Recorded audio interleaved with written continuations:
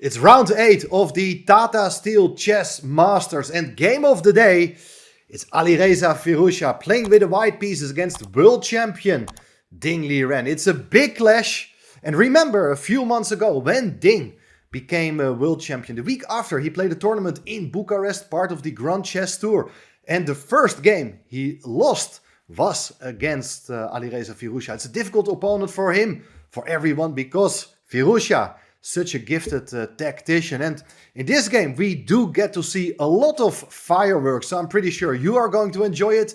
Make sure to subscribe. And then we are diving straight into the action. 1d4 on the board. Knight f6, c4, e6, knight f3, d5. And after knight c3, Ding goes for one of the most solid and reliable continuations, c5, aiming for simplifications in the center. But there are a lot of different ways to go here. The main move is to take on d5, but there are a lot of lines in which it's difficult to prove a serious edge for white. So Firouzja prefers the move e3, which he played earlier in the tournament against Ding Liren's fellow countryman Wei Yi. Wei Yi took on c4, but of course Ding had studied the game and decided to play here the move knight c6 instead. Of course, a normal developing move, and here Firouzja continues with the move a3. Now you may think this is not a developing move, but white is kind of waiting for black to take on c4. Well, that happens right now. Pawn takes c4, bishop takes c4, and black plays the move a6. So the idea is to hit the bishop with the move b5, and then the bishop got to move. And interestingly, this position was also reached in earlier games by Ding in this famous last round game of the candidates in Madrid 2022, in which he managed to defeat Hikaru Nakamura. Ding played here the move bishop d3, but the move bishop a2 played by Firouzja in this game is a specialty of his, and we are going to see what his idea is. The bishop is well placed here, working on distance. Wait a second, this bishop will come alive. Black goes for the move b5 to be able to develop the light squared bishop to b7. And now Firouzja goes for a very interesting move, queen c2. And this is kind of unusual, but has been seen before, and also in a game by Firouzja himself. The queen leaves the d-file, and it does put some pressure against the pawn on c5. The knight on c6 is unprotected, so the critical continuation is to take on d4. Black captured, white recaptures with a pawn, and now the pawn on d4 is threatened to be taken by the queen and the knight, and the pawn can actually be taken, but Ding didn't play it.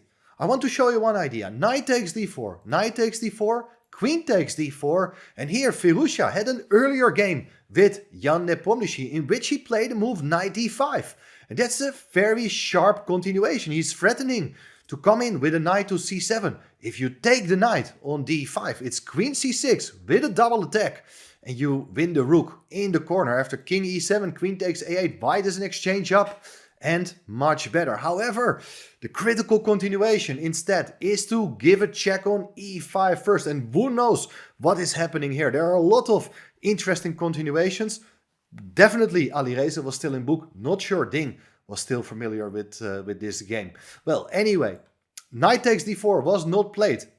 Ding decided to play here the move bishop b7, aiming for easy development. It looks like the bishop is doing pretty well on this diagonal, but now part of the home preparation by Firouzja is the following pawn sacrifice, d5. Stunning idea, hitting the knight on c6. Of course, the pawn is going to be taken. The question is how. You can take with the knight. Ding decided to take with the pawn, which is absolutely fine. And now he brings out the bishop to g5. Very interesting idea, pinning that knight on f6. In an earlier game, actually, castling kingside was played. But I think that with starting with this move, bishop g5, you even keep the option open to castle queenside here. So the king is relatively safe there. The rook can come to d1 immediately. And the other rook can be developed to e1. So there are a lot of sharp ideas here. Bishop e7 is played. But now, anyway, Firouzja played here the move rook d1. intensifying the pressure against the pawn on d5. It is hit by the bishop, knight and rook. And even if white wants, he can always trade off that main defender of that pawn on d5 by playing bishop takes f6. What should black do? Difficult to say. There's so many possibilities. Getting the king out of the center seems very logical. Knight a5 is a very interesting option as well to open up the path for the bishop. And I think black is all right, but it's very tricky position still. Anyway, it was not played. Ding. Play the move d4. Hits the knight, but you cannot really take the knight because the rook is pinning the pawn. The queen will be hanging, so white just castles. Simple and strong. Black does the same. And white places the rook on e1. Looking at white's position, it's an open center. All white's pieces are excellently placed. And it's difficult for black to come up with a good move. The ideal scenario here is to move the queen away and connect the rooks. But let's say if you put your queen on b6, then it's the moment to take on f6. And if you take back, the knight can come into d5, hitting the queen and the bishop. If you go back with the queen to d8, something like queen f5 can be played with ideas to take on f6, ruin the structure on the king side, and at some point white will regain the pawn, and white is having a much better piece coordination in this case. He's much better developed. So I think white is doing a very good job here. What should black do? Difficult to say. Machine is saying that queen d6 is the best move, but frankly speaking, I don't find this a very logical move, as you stay in the d file with the queen. And Ding also didn't play it. Ding wanted to force the issue here with the move b4. Interesting idea, not the best move. But the plan is that after pawn takes pawn, the knight captures and the knight is able to eliminate the bishop on a2 as white is forced to move the queen here. So white is not going to take on b4, but what is he going to play instead? Various interesting possibilities here. Moving the knight away from c3 to e2 is a very tempting idea, with one of the ideas being, of course, to take the pawn on d4 to restore the material balance. Other plan could be to bring the knight into the attack via g3 to f5. But Firouzja has another very concrete idea in mind. He went for the move bishop to b1. This is also typical strategy for these positions, so that the bishop and queen are hitting the pawn on h7. If black would take the knight on c3, then first you got to eliminate the defender. Bishop takes f6, threatening checkmate. If you neutralize this mating threat by playing g6, then white has time to take on e7 after recapturing. The rook takes on d4, hits the queen, materials even, but not for long, because on the next move the pawn on c3 will be taken, so white will emerge with an extra pawn. So black doesn't really have time here to take the knight on c3. Ding instead played the move g6 immediately, anticipating white's tactical ideas. And here, so many interesting ideas here still, but Firouzja played the most principled and most ambitious move. Look at this. Rook takes e7. Fantastic exchange sacrifice, eliminating that important defender of that knight on f6. You cannot take back with the queen, as it does run into knight d5, attacking the queen and the knight. And black cannot take on d5 because the bishop will take the queen.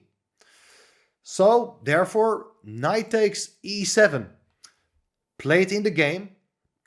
And now white first captures on d4 with a rook, hits the queen got a move, and after that the knight on f6 will be hanging. Now, interesting idea. If you move the queen away and keep the knight defended, then it's rook takes b4, attacking the queen.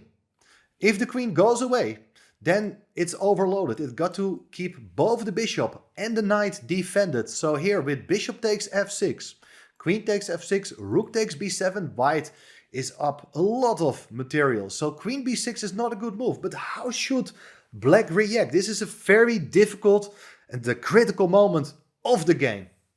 There are various possibilities, including interfering with one of your minor pieces on d5, on the d file. If you play something like knight d5, Then there's the following sequence. Knight takes d5.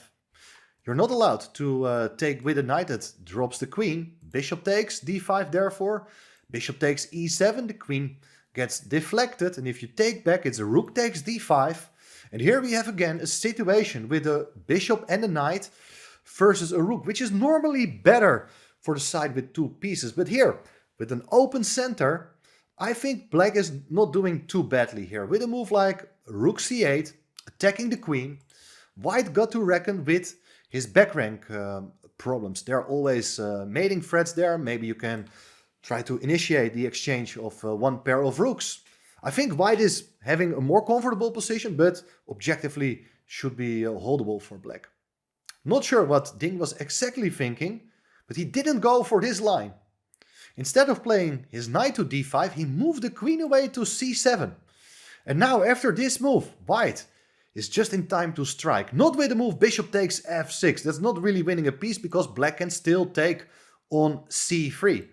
What was Ding thinking here? But one thing is certain, he overlooked white's next move. Because after the move knight e4, Ding was shaking with his head. What's happening here? The knight leaves the c-file. White is attacking the queen, but white is also attacking the knight on f6. There's not much you can do. Black took the queen on c2, but now it's knight takes f6, intermediate check. So black first got to move the king, and then it's bishop takes c2. Here again a situation with two minor pieces against the rook, but white's pieces are working fantastically together. And there's no time to make use of this kind of lack of coordination between bishop and knight. If you do play h6, then very strong move is knight h5, check. If you take the knight, bishop takes e7, and white is technically winning here. So Ding instead played the move rook ac8, attacking the bishop. And now another very interesting moment in the game, because you would expect the bishop to go somewhere. But instead, look what Firouzja did. He sets up a new threat here with the move knight g4. Fantastic idea. You're not only hitting the knight on e7, but after rook takes c2, it's bishop f6 with check. King has to go back, and then it's the mating net with bishop and knight. So the rook is not able to take on c2. Even if you parry the threat by playing f6 yourself, then the bishop comes to h6, winning the rook on f8. So here, there are so many problems for black. Black got to make this very sad move, knight g8, to save the knight and to cover the checks on f6 and h6. But now white consolidates its position. The bishop goes away, and there's a lot of pressure still. Also, the pawn on b4 is hanging, therefore pawn takes a3 played, pawn takes rook c3. Black is looking for counterplay on the third rank, but there's rook b4. Nice move, supporting the bishop, hitting the bishop on b7. Bishop takes f3, g takes f3, and, well, it's very difficult to activate a knight. Also, the rook cannot easily move away because it got to keep the pawn on f7 defended. If the rook moves, maybe rook b7 with threats against that pawn. Well, black took the pawn on f3, but after knight e3, this rook is just simply trapped. h6 is played, and now bishop to d1. Look at this, the rook cannot really go anywhere. If you move the rook, you can just attack it one more time, and black is just busted. Rook takes f2 played, so that if you take the rook after h takes g5, okay, black has two pawns for the piece. It's not good, but a much simpler continuation for white is to first take the pawn on h6. Now after knight takes h6, king takes f2, white is just a bishop versus a pawn up. White's pieces are very active, and they have a simple plan to win that pawn on a6. Black went for rook d8, king e2, not allowing the rook to become active. Rook goes to the 6th rank to defend the pawn on a6. Now the bishop comes back. Rook f6, a4. Rook c6, there's not much you can do. The knight is very badly placed at the side of the board. Bishop comes to c4. And in two moves, there will be a5, rook b6, trying to force the exchange of rooks, after which the pawn on a6 is hanging. Black goes for f5, rook b7 check. After king f6, now your tickle the knight with rook h7. The knight really can't go anywhere, only to g4. But white, of course, is very much interested in trading off that knight. Knight takes g4 with check. Black has to take back. Now the bishop is saved first. Rook to b6. And now the rook goes back to a7. You want to win that pawn. Rook b2. King e3. Black captured the pawn on h2, but after rook takes a6, check. The pawn on g6 will be taken soon. King e5 played. You can already take on g6, of course, but first, rook a5 check was played after king f6. White played here the move king f4. He wants to win the pawn on g4. And after that, also the pawn on g6. And black has absolutely no chance of eliminating white's remaining pawn on the a file. So here at this point, Ding Liren resigned. So he is now on 3.5 out of 8 because of this loss. And Firouzja wins his 4th game of the tournament. Should be said, he has also lost already 2 games. So he's playing really spectacular chess. Defeating the world champion in such a way is very, very impressive. So I hope you like this game. Let me know in the comments your thoughts on Alireza Firouzja's performance. And make sure to subscribe to the channel. Thanks for doing that. See you soon.